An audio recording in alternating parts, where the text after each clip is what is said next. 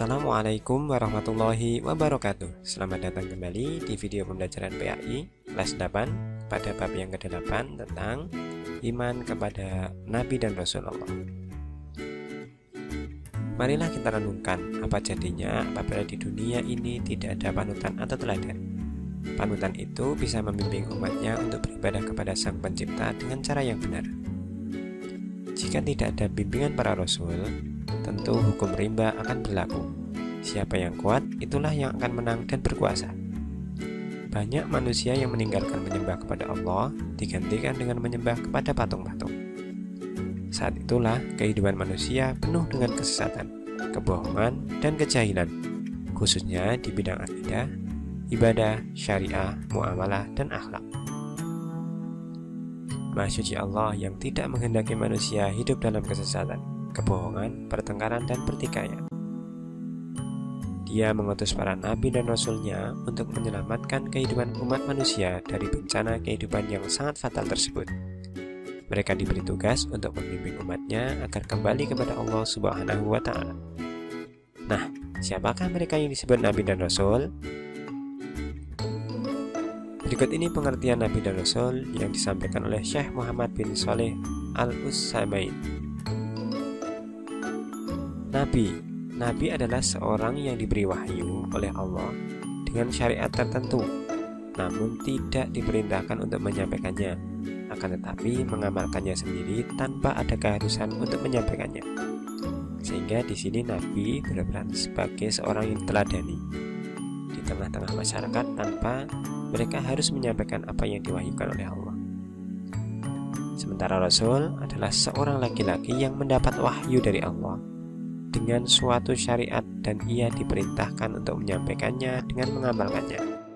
Nah, bedanya di sini Rasul diperintahkan untuk menyampaikan apa yang disampaikan oleh Allah Subhanahu wa Ta'ala. Nah, jadi Nabi belum tentu seorang Rasul, tetapi Rasul sudah tentu seorang Nabi. Iman kepada Rasul memiliki makna yakni meyakini dengan sepenuh hati bahwa Allah telah mengutus para Rasulnya untuk menyampaikan wahyu kepada umatnya. Allah berfirman dalam Quran Surat Ali Imran ayat 164 yang artinya, sesungguhnya Allah telah memberi karunia kepada orang-orang beriman ketika Allah mengutus seorang Rasul yakni Muhammad di tengah-tengah mereka dari kalangan mereka sendiri, yang membacakan kepada mereka ayat-ayatnya, mensucikan jiwa mereka, dan mengajarkan kepada mereka kitab Al-Quran dan hikmah atau sunnah, meskipun sebelumnya mereka benar-benar dalam kesesatan yang nyata. Di sini Allah mengutus Rasul dari kalangan manusia sendiri, agar manusia lebih mudah untuk mencontohnya.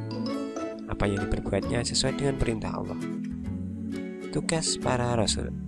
Yang pertama, sebagai pembawa ajaran tauhid yang benar, yakni mengesahkan Allah dan meluruskan kembali ajaran tauhid yang sesat di kalangan kaumnya. Yang kedua, sebagai pembawa kabar gembira bahwa hamba-hamba Allah yang taat kelak akan mendapat balasan kebaikan di surga.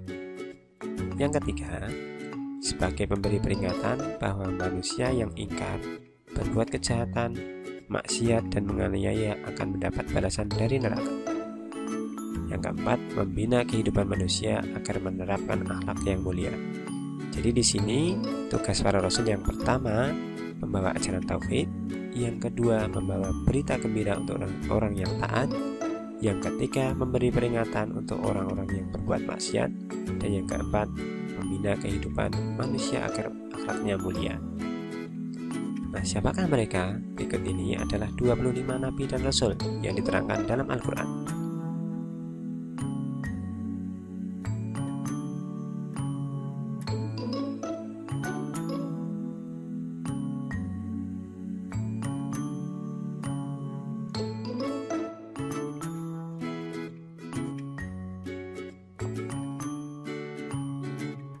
Nah, mereka inilah yang diberitakan Allah dalam Al-Quran.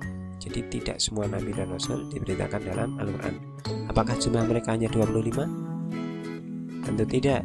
Berdasarkan riwayat dalam hadis, jumlah nabi kurang lebih 120 ribuan, sementara jumlah rasul kurang lebih 300-an.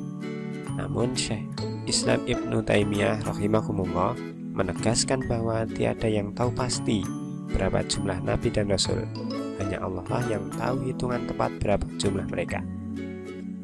Nah, itulah tadi tentang iman kepada nabi dan rasul. Siapakah mereka?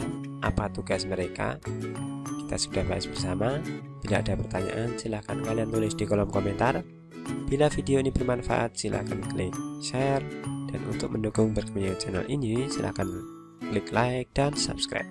Kurang lebihnya mohon maaf. Wassalamualaikum warahmatullahi wabarakatuh.